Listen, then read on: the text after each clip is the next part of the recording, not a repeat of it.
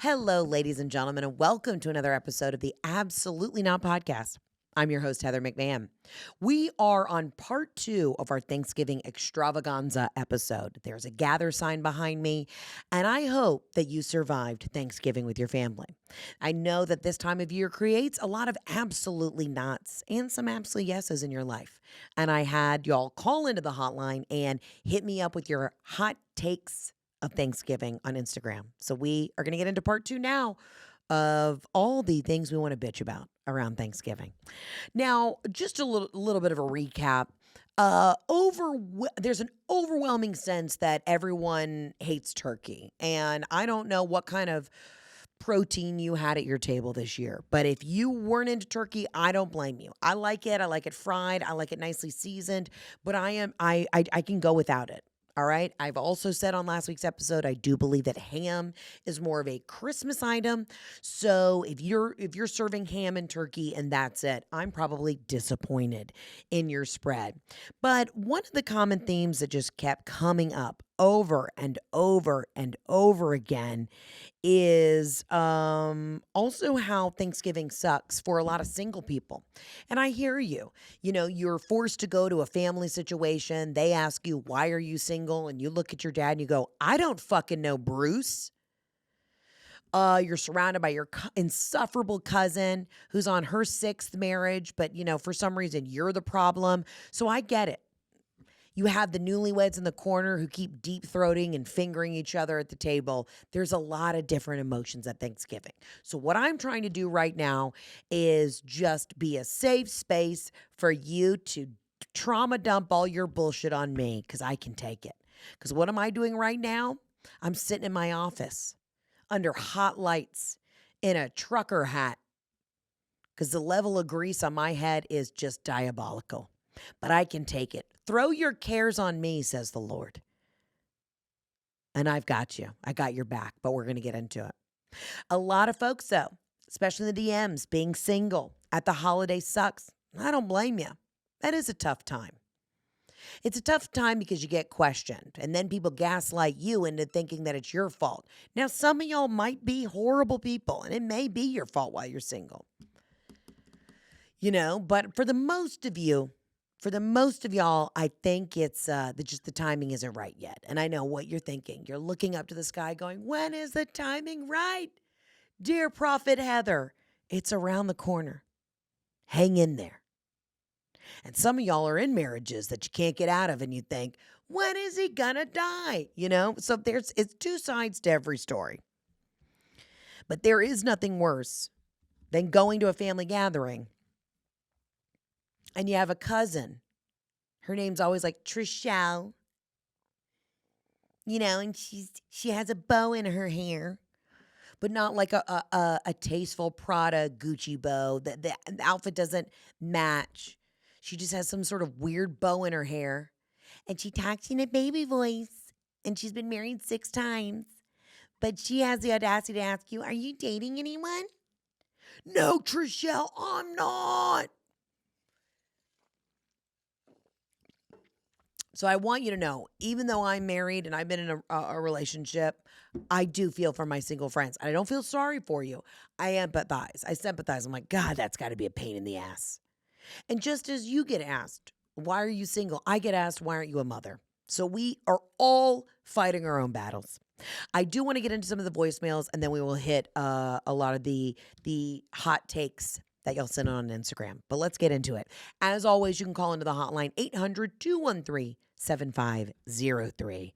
Let's do this. My Thanksgiving Day hot take is that we need to, as a society, identify a time range of when Thanksgiving should happen and everyone just be on the same page about it.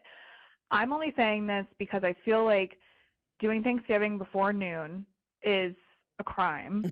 Doing Thanksgiving in the evening, like an actual dinner, like after 5 o'clock, that's a hazard. Like you're creeping into then people might get too drunk around each other because day drinking, people are a little bit more relaxed. I feel like at nighttime you're going to get the weird oh my gosh, look at Aunt Becky, she's getting hammered on some wine. Uncle Jimmy broke out the whiskey. Like, that's Mm-hmm. just complicated. I don't have an Aunt Becky or an Uncle Jimmy, but I don't know why those names came to my head. But, like, yeah, that's just, you don't want to be around your family, like extended family, especially at night. It can just get a little weird. And then too early is like, okay, well then how do you have like your bow out, like exit? Like, when do Yeah. you say like, okay, it's 2:00, I'm going to leave now? So my strategy and my hot take is that they, as in like the whole freaking world, needs to just be on the same page, or those who celebrate Thanksgiving, that it needs to happen between 1 and 3 o'clock is when people show up, when we have like the meal, which can just be identified as a dinner, a lunch/dinner, Mm. and then like people can leave around 5 o'clock because they got to go home anyways. Be like, oh, I got to go home like for the evening. Love you guys. It gives you the perfect time for arrival. So you have plenty of time to get ready in the morning, and it gives you the perfect time for departure. So you have plenty of time to digest your food, decompress, and go rot in your bed afterwards. And that's my hot take on Thanksgiving. But Okay, I hear you. This is wildly specific, and these are the kind of voicemails I love. I do agree. Absolutely not to the just the randomness of these meal times. We have to get together as a society and say enough is enough. I believe we should also have this level of enthusiasm when it comes to daylight savings time. Okay? I do. I really do. I'm confused. I walked out of the office yesterday at 5 p.m. It was pitch black. I was scared. We need to figure out the timing of all this. I agree. If you invite me over for like a 1 p.m. Thanksgiving meal, uh, uh, bitch, are you out of your mind? I like where your head's at. I do think that 3 p.m., I don't know. I'm more of a nighttime. I like a dinner. I like a Thanksgiving dinner because then you're already full and you're going to get in your comfy clothes afterwards, or you're going to, stretch out your pants a little bit. I like an after dinner drink by the fire. I like to maybe pull out a card game or some sort of weird thing, or we're playing charades. I act like we have a large family. There'll be like 4 of us at the fucking house. But I like doing like a 5 o'clock dinner. You've started apps at like 4. You're leaning in. Everything's wrapped up by like 6:37. It's already dark out. It's cozy. The fire's lit. The candles are there. You're smoking a cigarette after dinner on the porch by 7:30. The football game's on, and you can just drink your way all the way into a slumber. I do like that. But I also like what you pitched. Okay, let's find you called it, I think, a linner, a lunch dinner. We're arriving 1 to 2 p.m. You get a couple deviled eggs down the throat, maybe a touch of a charcuterie, a little bite of shrimp cocktail, some sort of dip, a pimento cheese on a cracker. Then we're sitting down for the full meal and you're gone by 5. I also respect that. I do think that if you see something, say something. If people are showing up for Thanksgiving, unless they're there to help you cook, why is anybody in your home before noon? Could not agree with that more. Now, Christmas is different because, you've got kids, there's gifts involved. But even then, I like a Christmas dinner. But as a nation, we've got to get together and set a time. I had a lot of folks that wrote in, at least, that they felt a lot of guilt about not cooking, and I have never felt that way. I will say, if you're going to a restaurant, a Thanksgiving lunch is appropriate. You go in, you do a 2 o'clock seating, you get the full meal, you're nice, drunk, toasty, crispy, full by 3 or 4, and then you let the staff go home and enjoy their Thanksgiving evening with their families.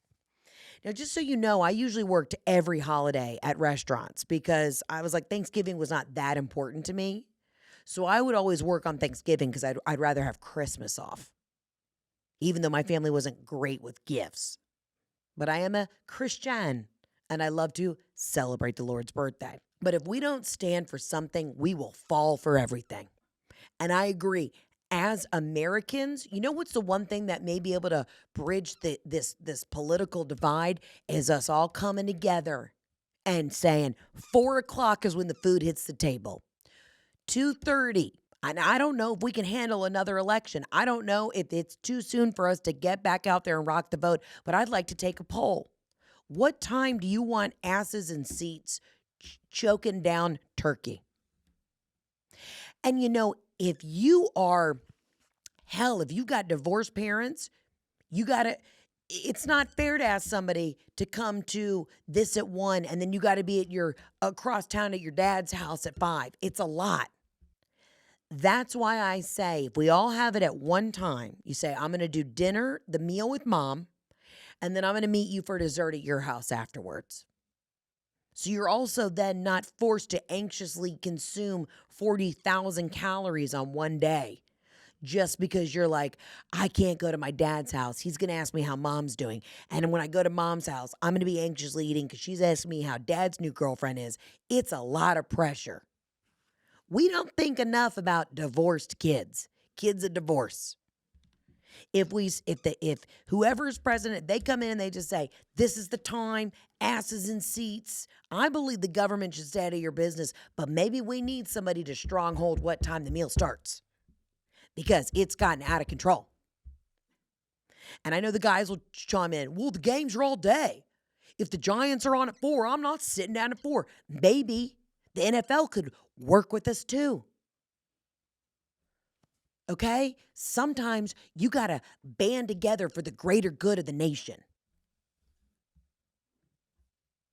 And also, if you decide you don't even want to fucking cook and you throw your hands up and you go out to lunch or you go out to another restaurant, do not feel guilty. If you don't feel like messing up your kitchen, let it ride, bitch. Go to go to Benihana. Actually, Benihana or any sort of Japanese steakhouse type vibe is, dude, hibachi is a good idea for Thanksgiving. The whole family's around one table. It's loud. You know, they're clanking the ding, ding, ding, ding, ding. They're clanking all the pans together. They're throwing flames at the relatives you don't like. You're like, dude, throw the shrimp down his fucking throat because I'm hoping he chokes on it because I can't stand this dude. You know what I mean? It's loud. You don't have to talk to each other. There's a show. There's entertainment. If you're having a lot of family turmoil this Thanksgiving, I would suggest hibachi. There's not a single person who doesn't love hibachi. Yum yum sauce, teriyaki chicken, fried rice, done. Just trying to solve some family issues. If you need an alternative idea, or, Thanksgiving's already passed, we do hibachi next year. That's a good idea. Let's get to the next voicemail. Hey, Heather. It's Michelle from Grand Rapids, Michigan. Listen, I'm calling because I'm looking for some advice. Ahead of Thanksgiving, I'm going to my boyfriend's family dinner for the first time. And, I've only met him once before, but what's your advice to really, get them all on my side and, really win the family over? Mm-hmm. Just the do's and don'ts of, first time Thanksgiving family dinner as the girlfriend going into the crowd and what to wear, So any advice, tips, and tricks, very, very helpful. Love you, mean it. Love you, Queen. You sounded out of breath there for a minute. So I hope, I'm sure you were on a mental health walk, just trying to figure it out. Well, this is what I'm going to tell you right now. You're going to show up so fucking prepared. And I'm about to give, but fuck, this episode's coming out after Thanksgiving. They're going to invite you back for Christmas. So while I hope you'll take my advice, anybody listening to this in general, if you're doing any sort of holiday with your future potential possible in-laws or your boyfriend or girlfriend's family, just heed this warning. 1, you're going to dress to the nines. Okay, I don't care if you are a power lesbian. I want you in a 3-piece suit.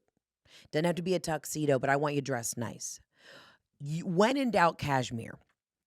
If you're like a suit, this is a very low-key family, cashmere sweater. Your tits will look nice in it. Get a flattering color. You can get cashmere sweaters on sale at Costco. You can get them on Quince. There's plenty of places to get a nice cashmere. Cashmere shows up, but there's one judgy family member, and they see a bitch walk in a nice just cashmere V-neck sweater with a nice pair of jeans on and boots. They're going to go, she's a tastemaker. Period. I don't care if you're allergic to wool. You figure it out. Something that looks like cashmere. Cashmere just always says, I'm in charge of my feelings and emotions, and nothing you can do at this meal will break me.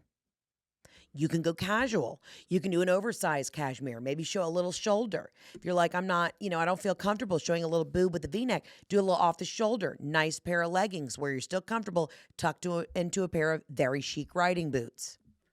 Cashmere always impresses. 2, you're going to show up. Nice bottle of wine or champagne. I think champagne's a nice touch.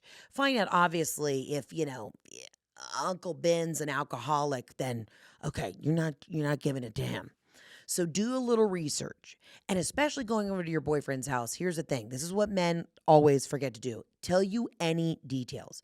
They won't tell you if somebody in the family has a food allergy, is an alcoholic. Don't bring up, Vegas, because that's where Uncle Ronnie got arrested for hiring hookers and he gambled all of his money away. Like, just sit your boyfriend down and say, listen, I will give you a blowjob if you'll give me one fun fact about each relative. Because that's the thing. I mean, I'm married a long time now and been with Jeff for a long time, and I'm still getting like random facts about important things that I need to know about certain family shit. And I'm like, how did you never tell me this? How'd you never tell me that your cousin's allergic to clams? Like, well, I should know that if they're coming over.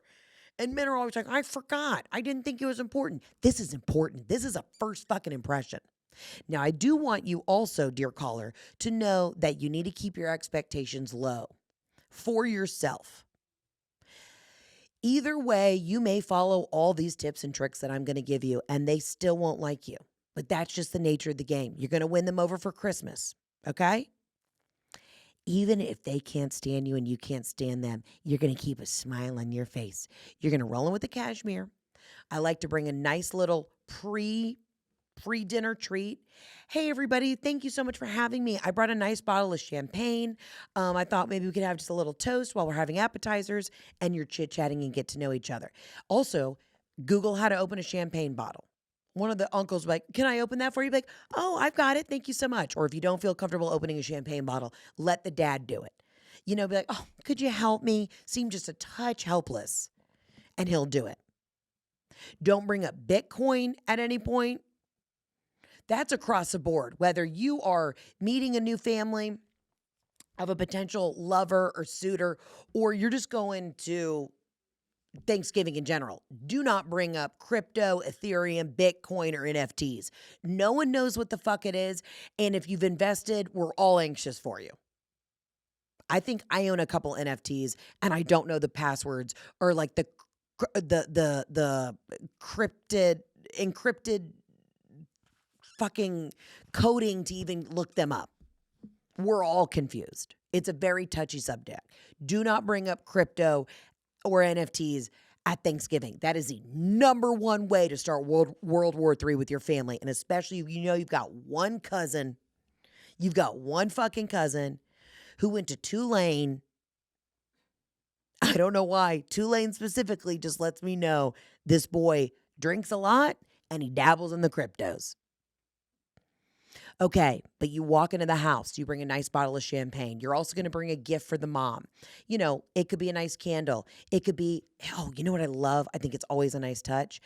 Again, if you can drag this information out of your boyfriend, find out what the color scheme in her kitchen is. You bring her even just some nice white waffle hand towels from a Williams-Sonoma. Another great gift, a really nice pepper grinder, salt shaker from Williams-Sonoma. It can be a wood color. It can be a black, a white. Can't go wrong. If somebody brings that to my house, I go, you know what you can never have? Too many salt and pepper shakers. Phenomenal gift. You never refill them. I crank, and then I'm like, I don't know how to take the top off and move the little blade. It's too much. Who's buying raw peppercorns? Nobody does it. Bring a nice set of waffle hand towels and a little peppercorn and, a nice little shaker. You're out maybe max 25, 30, 40 bucks. Good gift. Now, obviously, find out beforehand if you're supposed to cook something. Ideally, they don't know you. So unless they're fucking out of their mind, they're not going to invite a stranger's flavor palette into their home. And I'm an entertainer. So when people come to my house, I like you just to kick back, relax, bring a bottle of champagne, a nice bottle of wine, a gift for the host, and you're good to go. It's always nice to have a dessert in the car. You don't have to show up with all the stuff, like, because as soon as you walk in, the mom's going to be sizing you up. But if you're in a powder blue cashmere sweater, have a bottle of champagne and a salt and pepper shaker for that bitch, you're starting off strong. And then you read the room. If it goes south and you don't even want to stay for dessert, again, you have the catchphrase, code word, and you guys bounce out of there. But if it is going well, you have a trick. You got a little trick up your sleeve. In the back of the trunk of your boyfriend's car in a Yeti cooler is some sort of German chocolate cake that will blow the fucking roof off of that house. And that's how you bring it home. And even better, if the family drinks, you say, you know what I also brought? I don't know. Have you guys ever had Montenegro? Montenegro is a very specific Amaro. It's delicious. It's a little bit sweet, almost, it's herbaceous. It's got like cinnamony flavor to it. It's absolutely one of my favorite things to drink. You put one ice cube over a little Montenegro, you sip it, you have the German chocolate cake, and they will be eating out of the palm of your hands. Should I have done that when I met Jeff's parents? Yes. I did bring them gifts. It still didn't work. But either way, you can do this. And if you're listening to this after Thanksgiving, I want you to know you're showing up to fucking Christmas. I'm pretty sure I have a discount code for a Quint sweater. You get one nice cashmere. Because cashmere, again, if everyone's dressed up at the house and your boyfriend didn't tell you, because again, he's going to give you zero details about anything you're supposed to do. You're going to war. You need to know you're going to war and you got to be ready. So you know you're going to show up in your uniform. Because no matter if they're casual in pajamas or if they're dressed to the nines in like dinner jackets, you're going to look great. You never can go wrong. Cashmere sweater, nice pair of dark denim, boots, they don't have to be high. They can be a flat boot. And you show up with a sweet treat in the trunk and a Williams-Sonoma gift bag, bet you getting invited to that. You're getting invited to the New Year's party when they all go to Hawaii. And guess who's staying at the Four Seasons Maui? Your ass is. Good luck to you. Hell yeah. I hope this family's rich. Okay, let's get to the next voicemail. Hi, Heather. I wanted to call in with a Thanksgiving. Absolutely not. So my father is severely allergic to all seafood and poultry, but he is the chef in our household and always has been. So every year for Thanksgiving, my mom's side and my dad's side of the family comes over for Thanksgiving, and he cooks a full turkey, and then every year he will eat it, even though it gives him hives. But as a preventative measure, he takes an ungodly amount of Benadryl to try and offset the hives beforehand. And sometimes it works and sometimes it doesn't. But I just have to say absolutely not to that, because I've never had a turkey that's ever that good. It's always dry. Maybe he doesn't know how to cook it because he doesn't eat poultry all the time. I'm not really sure. But it's just wild to me. And every year it makes me giggle. So I wanted to share. Have a great day. Bye. All right, we got to talk about the sacrifice that this man in your life is willing to do for your family. Highly allergic, can't even be around it, has to drug himself to feed the family. Maybe y'all need to step up for your dad. Was it your dad? Let's see. Hi, Heather. I wanted to call in with a Thanksgiving. Absolutely not. So my father. Yeah, your father is selfishly putting his life on the line so that you can have some sort of meal. Maybe the rest of get the siblings together and y'all take over the meal. I mean, this man may go into anaphylactic shock, and you've got the audacity to complain that it's not up to you. It's not seasoned? Well, first of all, buy him the seasoning. Get him some fucking gloves. You know what you should get him as a nice gift? Get him some gloves.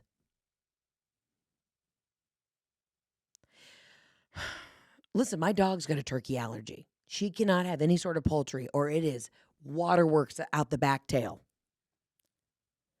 But for the love of God, if your dad is going to great lengths to feed y'all, and he's got to drug himself, maybe, again, you take my word of advice and we hit a hibachi. We can't do steaks. Now, if your dad's a glutton for punishment and he's just doing this because he's trying to fall on the sword and be like a martyr for the family, well, then we have a bigger issue here. But maybe let's suggest let's do a nice fillet, a tomahawk, a bone-in ribeye. What are we doing? That seems insane. I'd like to talk to this soldier. I'd like to know why he keeps sacrificing himself to put y'all's family through hell too. This seems like a generational curse. Like we're on this hamster wheel. You know, the definition of insanity is doing the same thing over and over again and expecting different results. So I think we need to sit down and have a family meeting. This is a 911 family meeting moment. Because either dad's doing it because he may have a secret family. Like, I don't know what the story is here, but there's more layers to this. Maybe he does it to keep y'all happy. And his excuse is, what if this has been a lie the whole time? What if he pretends to take the Benadryl? Oh, I'm allergic to the poultry. He's like, oh, I'm going to take myself to the hospital every Thanksgiving. No, you guys just stay back. I do it for you because I love you so much. And he's cruising over to, Shonda's house. Have we seen any blood work on this guy? Do we know? Do you know how hard it would be to have a second family and then also have to do Thanksgiving, like a secret second family? More power to anybody who can juggle that. I was watching something the other day and it was like a polygamy moment. This woman had 2 husbands. I was like, is she out of her mind? Trying to keep 2 people emotionally fulfilled and physically fulfilled it would already make me lose my fucking mind because I'm also a people pleaser, so I want everybody to be happy, even if it's in the detriment to my own joy. Couldn't imagine trying to juggle 2 families, as in like a secret family. Dude, if anybody is listening and you find out that your family does have a secret family, please call into the hotline. That is my dream conversation.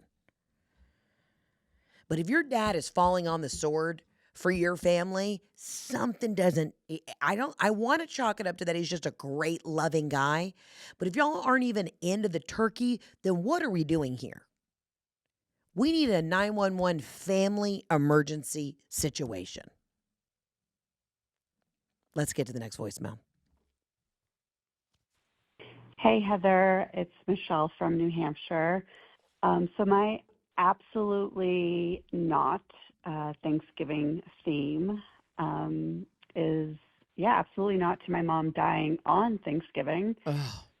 Very rude, absolutely traumatizing. Took me a good 10 years before I could smell a coworker heating up a turkey dinner, lean cuisine. Yeah. In the office kitchen without having a panic attack. Anyway, but an absolutely yes to absurd dark humor in times of absolute devastation. Mm-hmm. The morning after Thanksgiving, we had to go to the funeral home to, start arrangements. And the funeral director answered the front door, in which I asked if we were in time for any Black Friday doorbuster deals. He looked me dead in the eye with a blank stare, and all I could hear was my family snickering behind me and my dad mumbling, "Jesus Christ, Michelle," under his breath. So absolutely not to my mom dying on Thanksgiving, but an absolute yes to just a dark sense of humor to get through the shitty times, especially around the holidays. Anyway.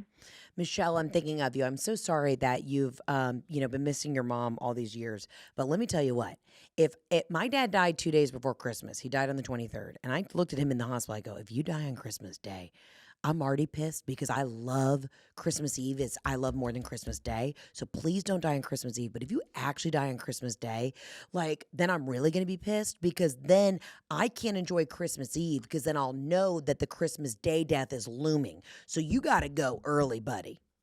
You got to go now. We were laughing Of course, we didn't know he was actually going to die. Like, I was like, Dad, if you're going to go, do not fuck with Christmas Eve. Because once he's gone on the 23rd, then I can be sad, drink my feelings, and then you know what? You pick yourself up by your bootstraps on the 24th, and it's a new day. But if he died on the 25th, then that's looming. It's like, we got to get this over with. I love, Michelle, that you went into this funeral home and you said, where's my Black Friday deal? I think Cyber Monday, while a lot of us are online shoppers, it's really taken the joy out of that Black Friday rush. I don't want to be redundant, but man, if you weren't lining up with one of your cousins outside of a Best Buy at 5 o'clock in the morning for some sort of DVD or a Sega Genesis in like 2002, were you really living though? But I do think that if a close relative in your nuclear family dies on a holiday, you should absolutely get a discount on the coffin. Black Friday funeral? Yeah. Discount. Mom dies on Christmas, Thanksgiving, and I'd say probably the next major holiday of 4th of July, you get a discount. I'm not saying you should pull the plug on any of your family members for those days, but I do think it would be nice if you got a discount. A Black Funeral Friday makes a lot of sense to me. Really does. Damn. You know, there's some times when you really got to fight for that discount. When I found out how expensive funerals were, I was blown away. And I have very specific criteria for my funeral. Now, my sister did say, technically, even though it's in the will, she's like, it doesn't really mean that anybody is going to uphold this. And I'm like, you will uphold this. What are my needs? Steel drum band. DJ. I want arancini. I want Italian past hors d'oeuvres. I want flat screen TVs. If I die around a time of football season, I don't want all the guys being like, well, I'm not going to go to her funeral because Bama's playing. There can be TVs. But I want such a rager. I want you to feel like you're about to embark on the cruise. I want you to hear that red wine make you feel so fine all of the time when you're getting on. And you're like, oh my God, are we at a funeral? Or are we getting on the Heather at sea? I want you to feel like you're about to set sail. Because I've set sail and I'm looming around in that church staring at who's going to come. So I'm letting you know that I'm taking note. But yeah, if any family member dies on a specific holiday, you definitely should get a discount on the funeral, on the church, on anything. You deserve that discount. And anybody who's listening who did have a family member die around the holidays, call into the hotline. We can discuss it. I'm here for you. I realized 2 weeks ago, I kind of turn in October, towards the end of October. I always get really fucking moody. And every time I'm like, why am I in such a bad mood? I'm like, oh yeah, I know it's coming. It's coming. And I'm really consciously this season trying to be positive about it. I've got exciting things coming up. The new year is going to be so exciting and fun. We're doing the cruise. We're on tour. We're doing all of the things. I can't wait to be back on the road. So I'm writing. I'm making sure my set's ready to go. But man, when something about that, right, that first week of November, and yeah, it happens to be an election year, but that right around the end of October, first week of November, I started to get real cranky. And then I remember, it's because I know December 23rd is coming. Let's get to this voicemail. Hey, Heather, this is your girl, Alyssa from Scottsdale, Arizona, and I am here to give you my super piping hot take on Thanksgiving. And I'm here to talk about stuffing, okay? Stuffing is a hot topic in general. I get it. You either love it or hate it. But for the people that absolutely love stuffing like myself, there's a sub-debate going on, and that's whether stuffing should be a savory dish or if it's a sweet dish where you can put cranberries and all of that stuff in your stuffing. And I'm here to say, without a doubt, stuffing is a savory dish, Yeah. and I don't want to hear anything else about it. I don't want to see cranberries in my stuffing. I don't want to see candied pecans in my stuffing. It's not a sweet dish. It's not a dessert. Okay? If I see any of that stuff in my stuffing, you're going right to jail. Mhm. Okay? You're being prosecuted for your criminal offense. You're doing life without parole for making me eat a sweet type of stuffing. I Okay? agree. Stuffing is a savory dish. It's a thick girl winter dish. I want to get real full on stuffing, and I want it to feel like I can't really make any more room in my stomach after I eat it. Okay? So I hear you. Okay. I absolutely hear you on this. Now, one gal wrote in and she said it's called dressing, not stuffing, period. And I know she is from like South Texas or Louisiana or Alabama. I know that's a Southern thing. We call it in my house stuffing. It's stuffing. You usually stuff the bird with it. That's the whole idea, right? I mean, you don't really, but that's the whole idea is that the stuffing is like the stuffing. I say savory. Again, I need a cipollini onion. I need a little carrot. I need a lot of different herbs. I agree with you. I don't put a cranberry in my stuffing. Fuck, can we just say in general, quit putting weird dried fruits in salads? I love cranberry juice. I love a cranberry. I love a pomegranate. But I'm so tired of them all being dehydrated and put in a fucking salad. Nothing worse than you've got a crisp apple in a salad, a little bit of blue cheese, a toasted nut, and then what's stuck on the back of your left molar? A cranberry. The stuffing should always be savory, period. I mean, a lot of people feel a specific way about stuffing. And a lot of people feel a specific way about cranberry sauce. It needs to be homemade. I don't understand this canned shit. It's easy to make. Give cranberries. They are a superior. What is it? It's not a stone fruit. What is it? You get them in a bog. It's a bog fruit. It's a bog fruit. Give cranberries the respect they deserve. High in amino acids, probably not, but antioxidants. Don't be a lazy cunt. Make it fresh. And don't put cranberries in the stuffing, period. One thing that I had somebody write in about that I do feel very strongly about.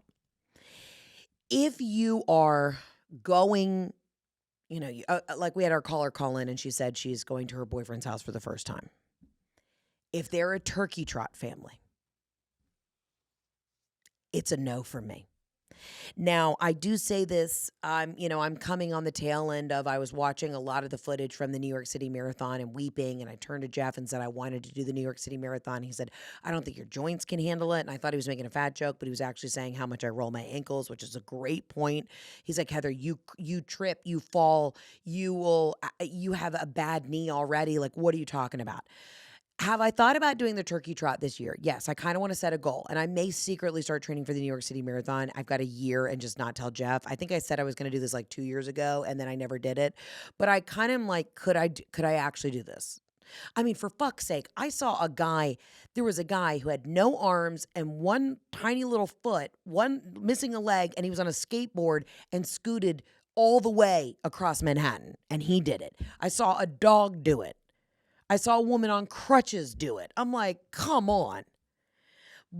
But turkey trot families where everybody's just gets up gleefully and they're not hungover from the night before. Because for me, you go out, you see all your besties the night before. Coming home from college, the best feeling in the world was going to like the bar, the college bars. And all your friends, this is when everybody still came home for Thanksgiving, all your friends would go to the same bar and you would black out so hardcore the night before Thanksgiving that you were so excited to eat the next day because you were dying. You'd make yourself a mimosa the next day at like noon. You did absolutely nothing to help your family because you were you could feel the death rattle in your chest from how hungover you were. And you were smoking cigarettes all night. And they're like, your mother would be like, you clean up your act. You go take a shower. You smell like menthols and bad decisions. Grandma's going to be here in 30 minutes. Now get upstairs and shower. And if you complain or act hungover at this Thanksgiving dinner, I swear to God. And you're like, yes, ma'am, I know. And you go upstairs and you just hose yourself down. and you look yourself in the mirror and you're like, you can do this, bitch. That was fun. Going out the night before Thanksgiving was always the best. But I never grew up in a family that would force you to turkey trot. Do I like to exercise? I like to go walking afterwards, or I walk in the morning. I do like to, I put my weighted vest on. I go for the walk. I take the dogs for a walk so they're not yapping during dinner, wear their asses out. Get out and get the exercise. Now that we're not blacking out the night before Thanksgiving, yes, go get your exercise. But I want you to know that if you're marrying into a family that is a traditional turkey trot family, it's time. You got to just break it off now. Forced turkey trots are diabolical. Hands off my body, my choice. I'm not turkey trotting with the whole family.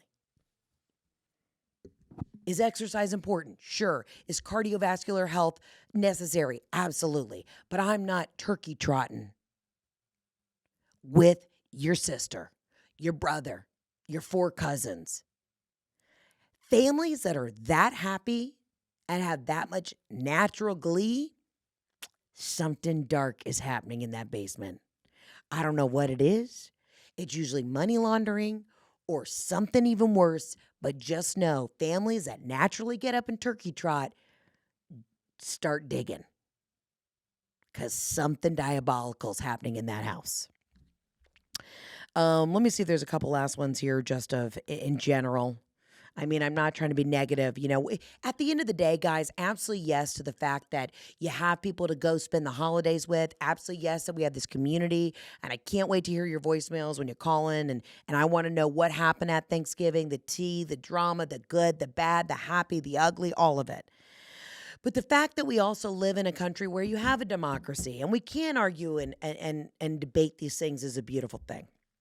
And if you need to this holiday season, whether it's Black Friday, whether it's Thanksgiving, whether you're going to Kwanzaa, any of it, I want you to remember you can do what you got to do to get through the holidays, write down your gratitude list, smoke a little weed, take a little gummy. If you're sober, go to a meeting beforehand. If you're trying to kick chewing tobacco, if you're trying to kick smoking, get that nicotine gum in the back and chew your way through a peaceful holiday.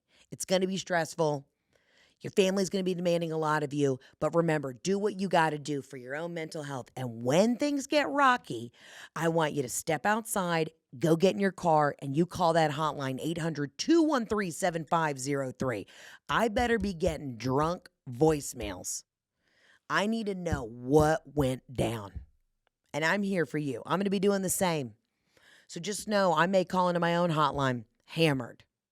Remember, when you need to go outside, smoke a cigarette, look to the stars.